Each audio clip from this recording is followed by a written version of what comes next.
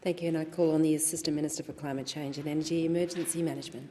Deputy Speaker, the Albanese government is delivering the largest investment in new affordable housing since the post-war housing boom.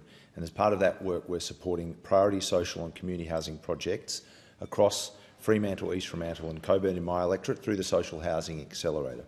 That includes projects in Whitegum Valley, Treeby, Hamilton Hill, Fremantle, North Coogee and Coolbellup. And this new housing is being complemented by a number of other key measures. For example, Deputy Speaker, we've increased Commonwealth rent assistance by more than 40%. We've introduced a new Commonwealth shared equity scheme, and we've provided strong incentives through the Build to Rent program and the expanded 5% home deposit scheme for first home buyers, which will save thousands of dollars for those seeking to buy a new home. We know the availability of affordable housing has reached crisis levels, and that's why we've provided $43 billion in record funding across a range of programs to deliver more dedicated social and community housing and more support for renters and first home buyers.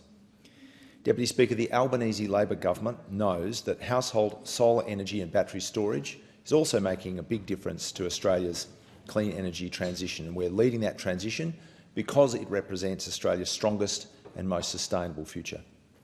We've already seen a 45% increase in renewable energy generation since the election of the Albanese government.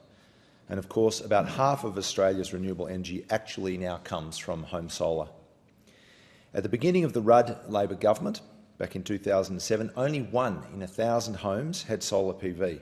But thanks to the sustained effort now of 2 Labor governments, 1 in 3 Australian homes benefit from home solar, and in WA it is 2 in 5 homes. Australia has become the world leader in distributed solar energy, and now we're working to make sure that generation is matched with battery storage so we can get the maximum benefit from our abundant sunshine. Our cheaper home battery scheme has already seen more than 40,000 batteries installed, and there are nearly 10,000 registrations under the WA government's battery rebate scheme, which operates alongside our 30% subsidy. Deputy Speaker, the other day I was rapt to deliver on an election commitment to provide a community battery in Coogee in my electorate, one of 5 new community batteries in WA, adding to the 13 that have already been installed. And in March I was glad to join the Minister for Energy in announcing 4 new big batteries that will come online by 2027 to serve Perth in the southwest.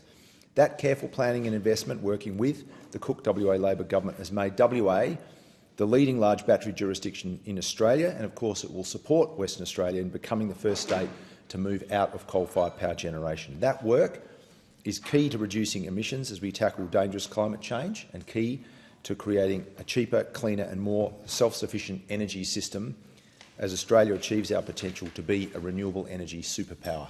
Thank you, and I call the member for Goldstein.